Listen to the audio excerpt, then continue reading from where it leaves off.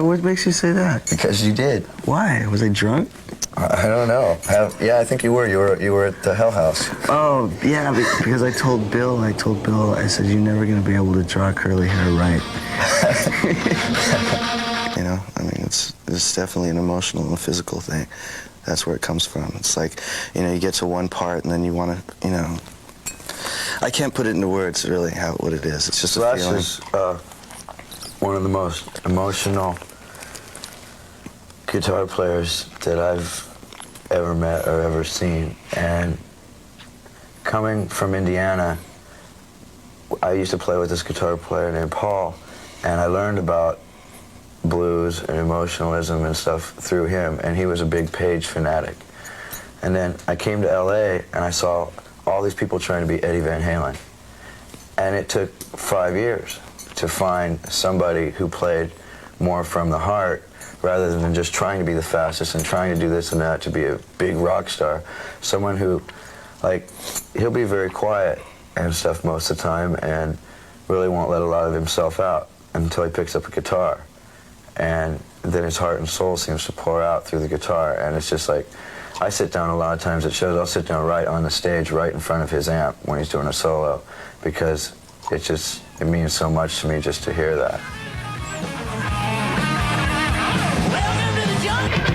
It took a few years, like for a couple of years, Izzy was real good at, like, he'd been out there just long enough, and he was always good at scamming his way in, and I wasn't.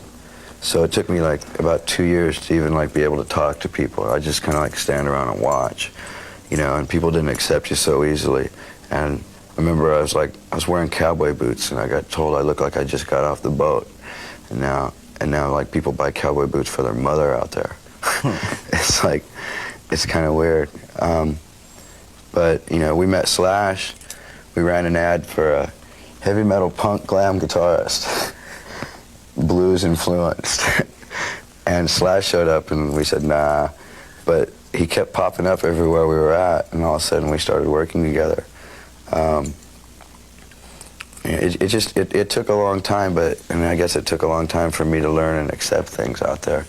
You know, he had been there the whole time and nothing was really that new. From the beginning. Yeah.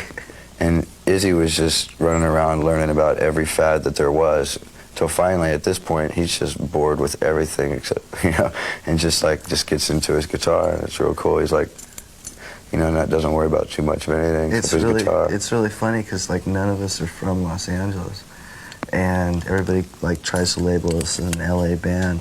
We just all happen to have met there, and we were the only 5 guys that could have made up Guns N' Roses. I mean, we had different combinations of us in different bands, you know, throughout the time we were coming up and getting it together.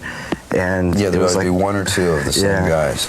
We couldn't. There was nobody else in LA we could have played with, so it was inevitable that the 5 of us would get together because that was it. I mean, there was no other combinations that were good. There is no formula. He says he's written songs probably every single way, you know, imaginable, and you know, he was wondering if there was a few more ways. Sometimes it starts out with 1 word, sometimes 1 note, sometimes a verse, a riff, a chorus, a drum beat. It always varies every time. Sometimes a whole song hits you at once. Then you're very fortunate, I think. And, you know, you've really got something. Other times it takes, you know, it could take up to a year to get a song exactly the way that your mind's picturing it. A lot of times you hear something in your head, you picture it, but you can't quite figure out how to get it out. Like if you were a painter and you see the picture but you can't figure out how to paint it. I've heard a lot of painters describe it as basically their work is just a shadow of what they saw in their head. You know, and sometimes that's what we get, other times we nail it right on the head and it completely comes out.